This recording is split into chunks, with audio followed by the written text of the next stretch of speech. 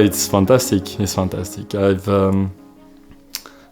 never really been in contact with young kids before having my own kids, so it just was a fairly, not difficult step, but it's a massive learning from day one. In England, we're only allowed to have 2 weeks paternity, so this is the trick of when do you get them, when you don't get them, and obviously when the kids are in the care of the hospital. It's kind of pointless to be around in the hospital because there's already people helping you, and so the idea was for me to take this 2 weeks paternity when the kids were coming back home, to be able to provide help with Anna and getting to understand the kids, understand how our life is changing. It's not the same house anymore. There's obviously 3 more people at home. So the hospital is kind of a good initiation step, which allows you to learn hands-on of the basic, just the nappies and feeding them, because obviously the feeding is very hard, with the tubing once they're over there, and they need to learn a lot, which is a good introduction for us to get there. Once you actually make the big step out, you just actually realize you're on your own. It's very interesting move.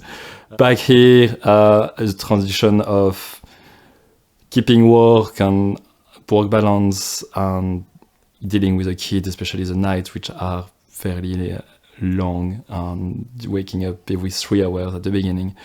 It's definitely hard to keep up, trying to give a lot of attention to the kids, but also trying to keep a relationship, obviously, because this is what we are. It's a family at the end, and this is very important to keep this bond. I find it easier to deal with toddler rather than kids, and now they're not talking to us, but they're able to express what they want, and we point at things, and they're playing with us, and we're having great interaction. I just love it. I just love coming home at night. You open the door, and all 3 run towards you, and they're just smiling and laughing. This is a great feeling, a very great feeling.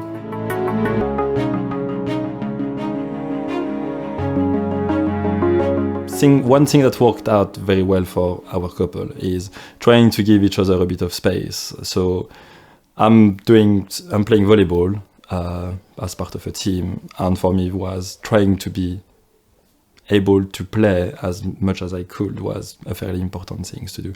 Try to be in contact in a social life, but also trying to keep a bit of fitness and thing. And has been great at giving me this opportunity to still play. When Anna needs see people and go out and anything, I obviously step in and help her as much as I can. And I think this is something that worked very well in where we are now, is being able to give each other this time.